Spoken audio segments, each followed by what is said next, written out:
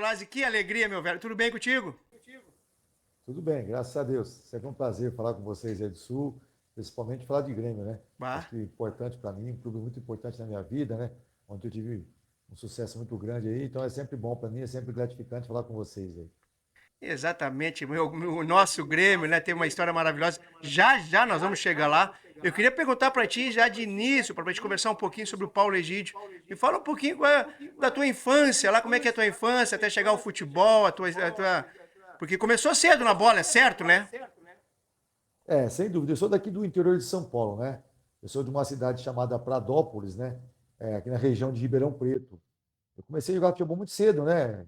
E fui para o Botafogo também muito cedo, com 14 para 15 anos, né? E com 17 já estava no profissional do Botafogo. Depois fui para o Corinthians com 18 anos. Depois do Corinthians eu fui para a Ponte Preta. Depois tive uma passagem para o Joinville, até chegar ao Grêmio, né? Exatamente. E tu teve um destaque muito grande numa Copa São Paulo, que vocês foram vice-campeão, e tu foi o craque da competição, isso que tu tinha 17 anos? Isso, tinha 17 anos. Foi o Botafogo de Ribeirão Preto, né? Onde eu iniciei minha carreira. Nós somos vice-campeões. O campeão foi o Atlético Mineiro. E nós tivemos, assim, o melhor goleiro foi o Ivan, que é do Botafogo, e eu fui o melhor jogador da Copa, né? E o artilheiro foi o Marcos Vinícius, que jogava no Atlético Mineiro. E dali eu fui negociado com o Corinthians. Tu teve uma passagem, uma passagem boa pelo Corinthians, chegou a ser campeão no Corinthians lá, né? Fui campeão paulista pelo Corinthians. Depois tive uma contusão séria no meu tornozelo. Fiquei parado algum tempo. E na minha volta, o Corinthians acabou me negociando com a Ponte, né? Na época, fui eu e o Alfinete, né, o lateral direito, que Alfinete. depois também jogou no Grêmio, comigo aí no Grêmio. Nós fomos para a Ponte, fomos juntos para o Joinville, depois fomos juntos para o Grêmio também. Falaram sempre que o Alfinete acompanhou em vários momentos da carreira, né? Em vários momentos ele estava contigo, né? O Alfinete é meu compadre, né? O Alfinete é padrinho da minha filha, a Roberta, né? A Sim. filha número 2, né? Eu tenho dois filhos, o Rafael e a Roberta. E o Alfinete é padrinho da Roberta. Mas eu acho que o Alfinete queria jogar contigo para não ter que estar te marcando, eu acho, né? Não, mas às vezes no coletivo a gente se trombava lá. Grande história do Alfinete. E a tua infância, que tu lembra da tua infância? Era muita bola, quando era pequenininha, era a bola, sempre a bola junto? Só bola, só bola. A minha família, né, meu pai foi um ex-atleta, né? Não chegou mais longe porque aquela época é difícil. A época do meu pai era complicado o futebol, não se ganhava nada, né? Ele tinha, além de mim, mais quatro filhos, né? Então eu comecei muito cedo jogando futebol lá no Pradópolis, né? Joguei, joguei em todas as categorias de base lá da minha cidade lá. E muito cedo comecei a jogar no time principal que a gente chamava lá, né? Sim. Tinha o segundinho e tinha o principal. Na época era esse, denominava-se o segundinho e depois o principal. Eu comecei muito cedo, com 15 anos de idade, já estava jogando no principal já. Ei, Paulo, e assim, uma coisa que eu já trabalhei com futebol, já joguei também, aqui pelo interior do Rio Grande do Sul, mas não só no futebol, mas na vida. Como é importante ter a base familiar, né? O teu caso, eu acho que tem uma base muito sólida com o teu pai, que mesmo que o teu pai não tenha conquistado assim muita coisa no futebol em função da dificuldade, na época era muito mais difícil, mas eu acho que essa base familiar te tornou o que tu foi, assim, dentro do futebol? Ah, sem dúvida, né? Eu acho que a base familiar é o berço de tudo, né? Não só no futebol, né? Eu acho que mesmo quando você não é atleta de futebol, qualquer modalidade esportiva, você tendo uma base, você é meio caminho andado para se tornar um homem, né? E eu tive minha base. Meu pai e minha mãe eram pessoas simples, pessoas muito pobres, mas honestas, trabalhadoras. E eu consegui, assim, junto com eles, me dediquei muito à minha profissão. Comecei trabalhando cedo. O futebol não foi minha primeira profissão. Eu, com 12 para 13 anos, já trabalhava na padaria, já ajudava meus pais em casa. Então, a minha base foi muito forte. E tu teve uma passagem também pelo exterior, né? Tive. Eu saí do Joinville, eu fui para o Boa Vista, de Portugal. Na época não era nem muito interessante eu sair muito do Brasil para Portugal, né? Mas nós tínhamos naquela época 15% da venda, né? Isso me motivou, né? E eu tinha o meu irmão também, o Nelson. O Nelson, inclusive, jogou no Internacional Isso, aí. é trovante, O né? Nelson estava no Boa Vista e, como ele já estava lá há algum tempo, eu resolvi aceitar a proposta e acabei indo para o Boa Vista. E como é que foi a passagem por lá? Como é que é a diferença do futebol? Eu comecei muito bem lá também. Depois tive um problema sério com o meu joelho. Tive uma contusão no meu joelho e me possibilitou de continuar. Na época eu não quis operar lá em Portugal, quis operar no Brasil. Me responsabilizei por tudo. Eu que custei minha operação aqui no Brasil, tudo. E quando fiquei fiquei bom, estava recuperado, não quis voltar mais, e em contato com o pessoal de Portugal, meu irmão também, lá em Portugal, terceirizando, lá conversando muito com o pessoal, acabaram me liberando para o Grêmio. Isso. Eu vou te fazer agora, eu vou te mostrar uma situação aqui. Eu quero que tu fale um pouquinho, que é um momento muito especial para nós aqui. Vou mostrar essa camisa aqui, ó. Quero que tu fale dessa camisa aqui, porque representa muito. Podemos dizer, Paulo Egídio, que foi o teu melhor momento no futebol vestindo essa camisa? Sem dúvida, né? Eu tive um momento muito bom, como eu disse, no Corinthians no início, tive 3 anos em Joinville também maravilhosos, disputando a Série A do Brasileiro, mas é um time que não tinha, assim, não aparecia nacionalmente, né? Era mais no Sul aí, né? Agora no Grêmio não. No Grêmio eu consegui chegar à seleção brasileira, no Grêmio eu consegui 4 títulos importantes na minha carreira. Então, realmente, o Grêmio foi o principal clube da minha carreira. Eu tenho muitas recordações, por também ser gremista, minha família de gremistas, de ir no Olímpico, por exemplo, assim, eu vou te falar algo que me marcou muito, dois momentos que me marcaram, entre tantos. Uma goleada no Flamengo na Copa do Brasil, 6-1, que tu destruiu com o jogo, e depois o Grenal também, que foi campeão 4-1, com 2 gols teus, cara, até hoje, Paulo Egídio, até hoje eu comemoro, porque é muito emocionante isso, né? Foram bons momentos, né? Principalmente é jogo de Flamengo, né? Nós fomos no Rio de Janeiro, na primeira partida, né? E empatamos 2-2. Nós estávamos perdendo de 1-0, eu empatei o jogo. Desculpa, estávamos perdendo de 2-0. Eu fiz um gol no finalzinho do primeiro tempo e no segundo tempo o Luiz Eduardo empatou. E foi 2-2. E no jogo de volta, o Flamengo teria que ganhar o jogo de mais de 3 gols ou empatar com mais de 2 gols para se classificar, né? E o Flamengo saiu para o jogo, nós tínhamos um time de muita velocidade, de muita habilidade, né? E foi a maior goleada, acho, da história do Grêmio e Isso. Flamengo, né? 6-1, né? E um banho de bola, um momento especial. O time era muito bom, né? Tinha Cuca, Assis. Tinha. Era um time muito bom, né? O time era, eu já te falo já, o time que jogou aquele jogo lá. Mazzaropi, Alfinete, Luiz Eduardo, Edinho e Elcio. Jandir, Lino, Cuca e Assis. Eu e o Kita.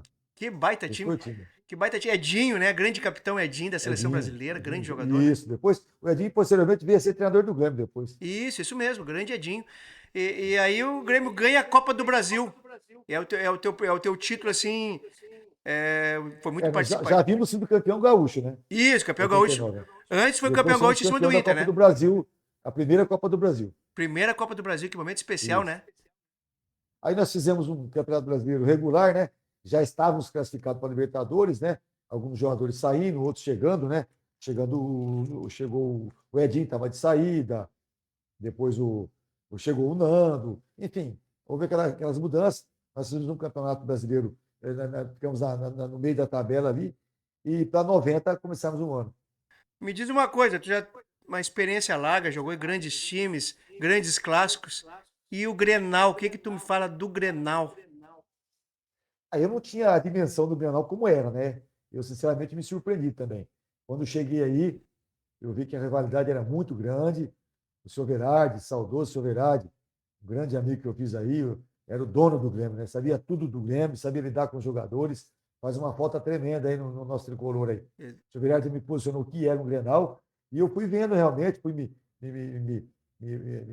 perguntando, me informando como era realmente o Grenal e eu vi que era, assim, uma das maiores rivalidades do Brasil, se não a maior, né? E me preparei bastante para o meu primeiro Grenal. E eu me lembro, hoje ainda eu assisto muitas vezes aquele gol que tu faz ali, que tu entra na área, dá um tapa no lado do Maisena ali, aquele de cabeça do desvio e tu sai comemorando aquela massa ali. Eu acho que o momento é o êxtase, né? Um gol já é o êxtase, mas num Grenal, então, de final de gauchão, eu imagino a sensação naquele momento ali. Mas o primeiro Grenal que eu disputei foi até mais importante, né? Porque eu estava emprestado para o Grêmio, eu não havia sido contratado ainda, nós estávamos disputando o hexagonal final do Gauchão, né? Foi lá no Beira-Rio. Eu acabei fazendo um gol, né? Nós ganhamos de 3-1, Ah, eu fiz um exatamente. gol no Tafarel e tal, e aquele jogo ali já praticamente me credenciou para ser contratado, né? Depois daquele jogo que o Grêmio foi realmente em cima do Boa Vista para tentar me contratar e acabou conseguindo. Que coisa boa. Maravilha, foram grandes momentos vestindo essa camisa aqui. Eu estive lá na arquibancada algumas vezes torcendo com a minha família lá, pelo Grêmio, pelo Paulo Egídio. E Paulo, eu queria perguntar para ti agora. Hoje o Paulo Egídio acompanha muito o futebol, como é que tá? Acompanho. A minha vida é futebol, né? Eu não faço outra coisa a não ser gosto de outros esportes, né? Gosto de ver tênis na televisão, gosto de ver vôlei, mas o futebol está na veia, né? Então eu acompanho, principalmente o Grêmio aí. O Grêmio aí eu acompanho sempre. Tudo que acontece no Grêmio eu sei, a equipe do Grêmio eu sei, os jogadores do Grêmio eu sei. Enfim, eu acompanho bastante futebol e principalmente o Grêmio. E como é que tu vê hoje, assim, o Paulo Egídio olhando hoje, assim, é um debate que eu proponho muito aqui nos nossos programas, que é a questão da formação do atleta. Como é que tu vê hoje? Porque hoje fala muito em intensidade, se fala muito, né, no atleta. Eu acho que no teu tempo, principalmente, tinha muito jogador de futebol, né? A gente vê muita qualidade. Hoje se vê muita intensidade, se vê muita... Como é que tu vê esse trabalho de formação? Tu acompanha isso? Como é que que tu tem de ideia sobre isso? Na minha época, a gente era mais na raça, né? A base, em qualquer clube que você pensar aí, a base não tinha tanta preparação, não tinha não tinha tantas condições de trabalho como tem hoje, né? Hoje você vê no Grêmio, o Grêmio tem um CT para a base aí, Exatamente. o jogador já sai da base com o empresário, já sai na base praticamente. Hoje um jogador de base aí, começando no sub-20, ganha 10 mil reais por mês, Uhum. assina o profissional 50 mil reais por mês. Na nossa época, não. Na nossa época, nós não tínhamos nada disso. Nem chuteiro nós tínhamos, né? Nós tínhamos que comprar do bolso chuteiro para treinar e tal. Então, hoje a preparação é melhor, as condições são infinitamente superiores, né? E mesmo assim, ele não tem tanta qualidade, né? Você vê que é difícil. O Grêmio ainda consegue, ainda. O Grêmio ainda consegue ainda revelar muitos jogadores, né? O Grêmio é pioneiro nisso, né? Alguns clubes conseguem, mas o Grêmio ainda consegue. Você vê, nós temos aí o Natan, nós temos aí o Gustavo, são dois jogadores da base com muita qualidade, né? E outros que foram revelados, né? PP, Sim, Cebolinha, sim. Pedro Rocha, enfim. O Grêmio revela muitos grandes jogadores, né? Mas hoje em dia se revela, mas não com tanta qualidade como se revelava antigamente, com menos condições que era Que antigamente. menos condições. Isso é um debate que a gente fala muito aqui sobre isso, porque às vezes a gente acompanha um pouco a base aí, vê, às vezes, dependendo do clube, dos treinamentos, tu tira um pouco a naturalidade do jogador. E aí entra também a questão das dificuldades aqui no Sul, eu acho que no Brasil inteiro, da famosa várzea. Que tu falou que tu jogou ali no primeiro time ali, que é a várzea, tradicional várzea. E isso ajuda na formação do atleta. E aí entra a questão também do eletrônico, né? Hoje é celular, é videogame. Na tua época não tinha, no tempo tu vivia o futebol intensamente. Hoje a gurizada já vai mais pro celular, já vai mais pro. E aí tem essa questão também, né? Hoje o celular matou muito isso também, né? Mas também tem uma condição também. Antigamente você tinha campinho em qualquer lugar, né? Minha cidade Exatamente. tinha lá, minha cidade, Pradópolis hoje tem 22, 23 mil habitantes. Naquela época tinha 5, 6 mil habitantes, 4 mil habitantes, e tinha 10 campos de futebol para você jogar. Tinha lá o estádio municipal, lá o central, e depois tinha mais um monte de campinhos espalhados. Hoje tem um estádio municipal e mais um campo lá, mais nada. Mais Hoje não nada. tem mais campinho. Não tem mais campinho. Você botava lá dois tijolos, né? Você Sim, fazia a travinha. Hoje não tem você não tem nem terreno para fazer isso mais hoje. Então, isso exatamente. é essa dificuldade hoje em dia, né? Quando eu falo da minha cidade, isso em todas as cidades, Ribeirão Preto, enfim. Então, se matou um pouquinho isso. E como você disse também, né? Os jogos eletrônicos que vieram, depois vieram o celular. Então, o pessoal hoje é muito mais balada. Hoje, eu com 15, 14 anos, se eu colocasse um copo de cerveja na boca, meu pai me batia. Hoje, o pessoal com 12 anos, 13 anos, está bebendo aí, mais que adulto. Então, tudo isso mudou muito, né? Exatamente, até a própria questão às vezes, a comodidade dos pais, né? Porque antigamente eu vivia o Isso. tempo todo na rua, tu também. Hoje é mais cômodo para os pais deixar o filho em casa, que tu tá olhando ali, porque tanta insegurança na rua, nas ruas também, né? Hoje é segurança total, é geral, né? É geral. Então, hoje, quanto mais você conseguir ficar próximo do seu filho, ou pelo menos conversar bastante com ele, dar conselhos, é importante, porque tá difícil. Aqui fora as coisas estão realmente acontecendo de uma forma. Você vê hoje o assalto de celular, assalto de tênis, é corriqueiro. Sim, Antigamente, na minha vida, eu nunca fui assaltado quando criança, quando adolescente. Não existia isso. Então, hoje as coisas mudaram bastante. Para pior, exatamente. né? Para pior, infelizmente, né? Paulo Egídio, de seleção brasileira, vestir a amarelinha, que é um orgulho, né? Algo que fica marcado ali. Vestir a camisa da seleção ali, como é que é essa sensação aí? Eu aqui no Botafogo de Ribeirão Preto, quando comecei, eu joguei em todas as seleções de base, né? Naquela época era Juvenil A, Juvenil B, depois eu fui para o Corinthians, fui convocado para de novos, depois da contusão, quando eu tive a contusão, eu estava sendo contratado para a principal, com 18 anos de idade, mas tive a contusão, fiquei um tempo parado, perdi a oportunidade de jogar na seleção principal. Depois eu fui convocado para de novos, né? Com grandes jogadores, né? O Wilson Gotardo, Júlio César, Nelsinho, Luvanor, enfim, grandes jogadores, né? E depois, quando eu fui para o Grêmio, eu consegui chegar ao top, né? Ao auge, né? Que é a seleção principal. Então, assim, é motivo de orgulho, né? Porque você, quando você começa a jogar futebol, você quer ser um jogador profissional. Quando você se torna um jogador profissional, você quer chegar à seleção brasileira. E depois chegar à Copa do Mundo, né? Eu não consegui passar da seleção, não consegui disputar a Copa do Mundo. Mas tive o prazer de jogar na seleção. Que maravilha, maravilha. É uma sensação única, né? Vestir com a seleção, com todos os méritos que tu teve aí pelo trabalho que tu fez ali. Maravilhoso. E o Paulo Egídio, quando começou no futebol, tinha alguma referência de atleta, assim, algum jogador, assim, tu olhava assim, esse cara, pô, esse cara eu quero, é uma referência. Tinha alguma coisa nesse sentido aí? O meu estilo é muito parecido com o Zé Sérgio, né? Ponta Zé esquerda que jogou no São Sérgio. Paulo, no Santos, né? Ele é um pouco mais velho que eu, né? Não tanto, mas um pouco mais velho que eu. E eu me inspirava muito nele. Eu gostava de ver o estilo dele jogar, né? Ele era destro também, cortava muito para dentro, cortava para o fundo. Inclusive, quando eu fui para o Corinthians, ele estava no São Paulo, no auge ainda. Nós somos comparados, né? Teve uma revista aqui, não sei se você lembra da revista Placar, Sim, sim. ela me levou até a casa do Zé Sérgio, tirou foto com nós dois. Aí o João Paulo, o antigo João Paulo, jogou no Santos, também jogou no Corinthians. Ele julgou ali as qualidades, quem era mais isso, mais aquilo. Então eu fui até comparado com ele naquela época. Então o Zé Sérgio foi minha referência. E aquele ponta rápido, habilidoso e Isso, que filtrava, né? Chegava no gol, isso. né? Cortava para os dois lados, para o Isso. fundo, para dentro, entrar, fazer muito gol. Eu tinha, basicamente, se você olhar, ou se você colocar algumas jogadas do Zé Sérgio e algumas jogadas minhas, a gente era muito parecido nesse sentido, muito parecido. Semelhante, né? Semelhante. Mas eu era muito fã, mas eu assim, só que assim, na minha posição, né? Mas assim, eu idolatrava Rivelino, eu idolatrava Zico, né? Nossa, o Zico para mim era um, né? Depois o Sócrates também, que começou aqui em Ribeirão. Eu tive o prazer depois de jogar com o Sócrates no Corinthians, também era uma referência para mim aqui em Ribeirão Preto. Então teve grandes jogadores, né? Mas como meu estilo de jogo era igual ao do Zé Sérgio, eu gostava muito de ver ele jogar. Sim. E tu teve no Botafogo, chegou já com o Raí também, né? O Raí Joguei. Nós de cá começamos na lá Ponte no Vai, o Preta. Vai da mesma idade mais ou menos que eu, né? Nós começamos no Botafogo praticamente juntos. Na Copa São Paulo, inclusive na Copa São Paulo, quando nós somos vice-campeão, ele jogou também. O Raí fazia parte do grupo. Não era titular, mas fazia parte do grupo.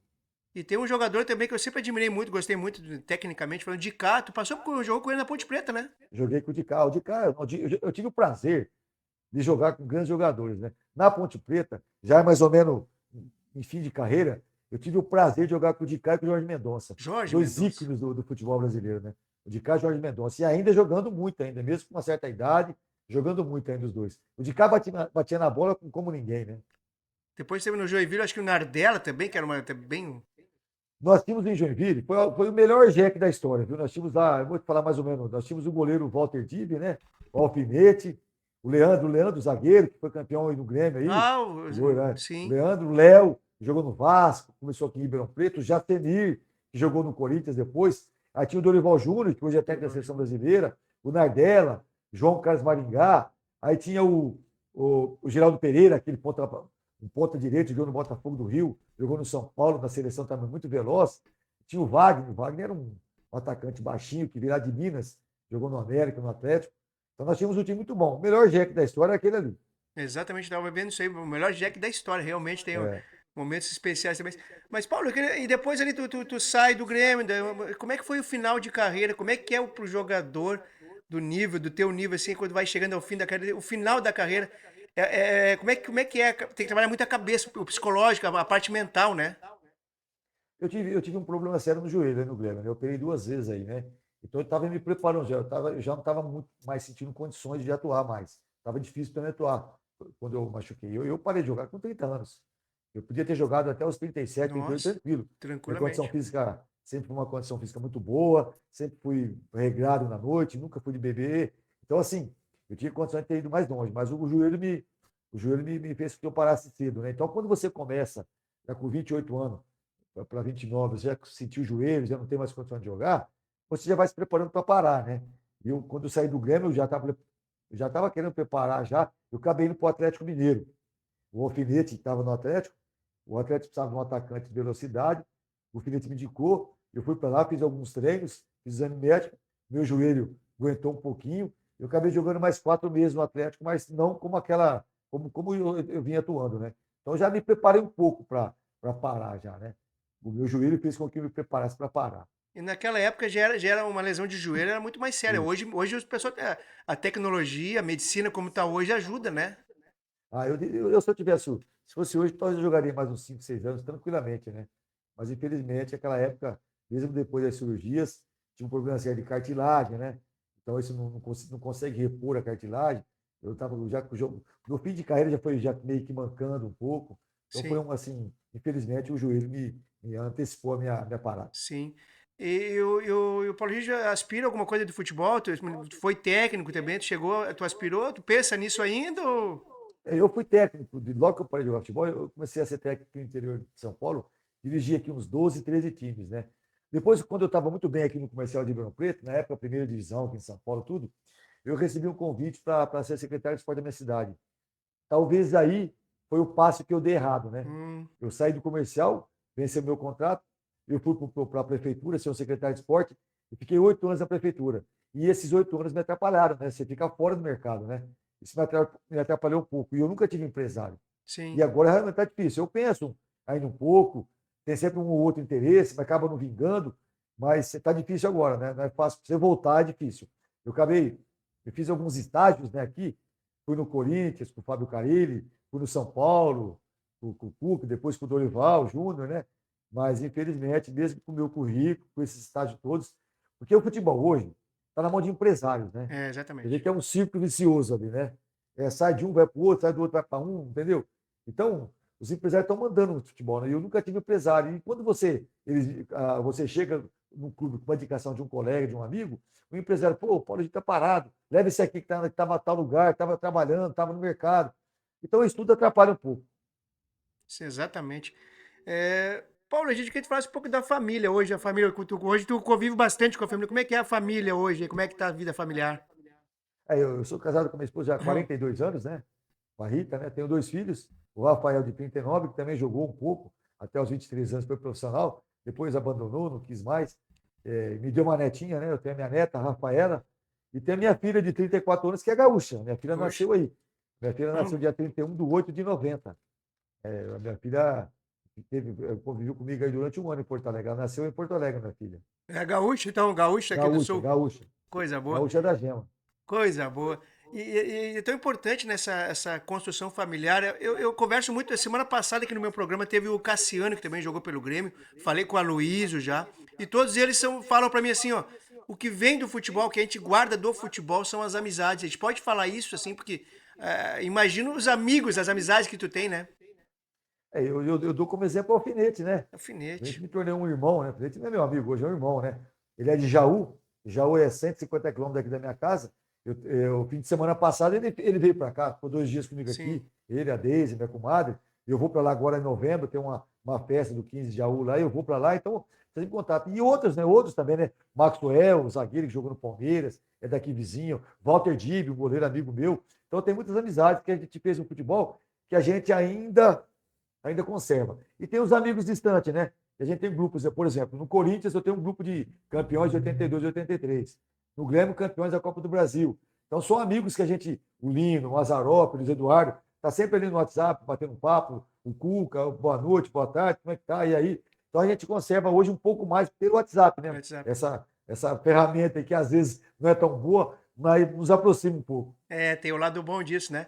Paulo, É. gente, eu queria ver, já estamos encaminhando para o final desse café, o nosso Toma um café comigo especial, cara. Eu tô assim até emocionado porque eu tô falando com um ídolo, um amigo, mas também um ídolo. É tão bom tu ser amigo de um ídolo, né? Então eu tô aproveitando muito esse momento, curtindo muito.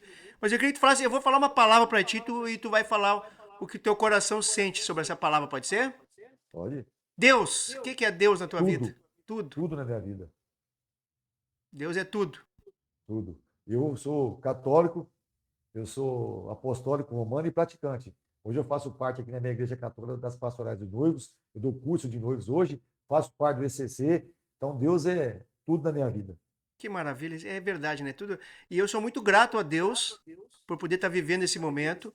Aqui nós, Amém. todos do Giro Livre, aqui o nosso canal, no trabalho que a gente faz aqui com muita seriedade, com muita credibilidade, tentando sempre levar o melhor para as pessoas. Esse projeto do café, desde quando eu comecei, é o terceiro episódio que a gente está fazendo contigo hoje aqui. E desde o início eu pensei, preciso falar com o Paulo Egídio. E Deus me botou assim, ó, tem que ser nesse momento. E eu hoje sou muito grato, Paulo, porque como eu te falei. Tu sempre foi um grande ídolo para mim. A gente recentemente conversou pelo Face, tu mandou um vídeo para mim que eu botei nas minhas redes sociais, motivo de muito orgulho. E hoje poder fazer o programa.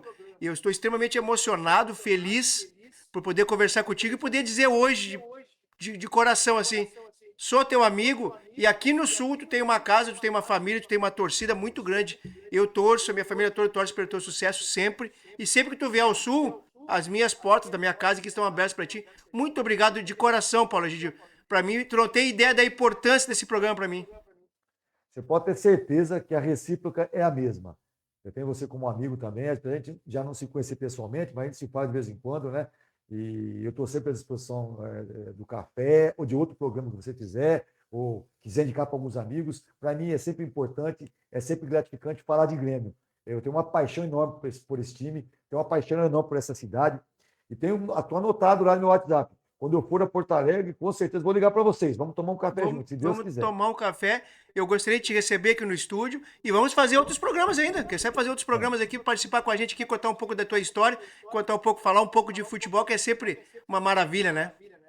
Estou sempre à disposição, viu? É sempre um prazer, como eu repito, um prazer falar com vocês aí do Sul. Tenho um carinho muito grande por vocês. Vocês não sabem nem o tanto que é. E eu tive muitas alegrias contigo, muitas alegrias lá torcendo e agora e eu tendo... também, né? Eu também. Com certeza. E tendo você como meu amigo também me deixa muito feliz. Paulo Egídio, muito obrigado de coração mais uma vez. É muito importante para nós aqui do Giro Livre. Esse programa Toma um Café Comigo é o caminho que a gente tem aí para chegar na casa das pessoas. E hoje é um momento especial para mim, com toda certeza. Obrigado de coração. Eu que agradeço. Repito, vou enfatizar de novo. Estou sempre à disposição de vocês, tá? Quem sabe a gente pode tomar outro café comigo aí, se Deus quiser. Porque ficou muita história para a gente comentar ainda, né? Opa, sem dúvida, estou à disposição. Vamos marcar novamente, então. Muito obrigado, Paulo Egídio, pessoal que está em casa também. Beijo no coração, valeu? Um abraço, Um abraço.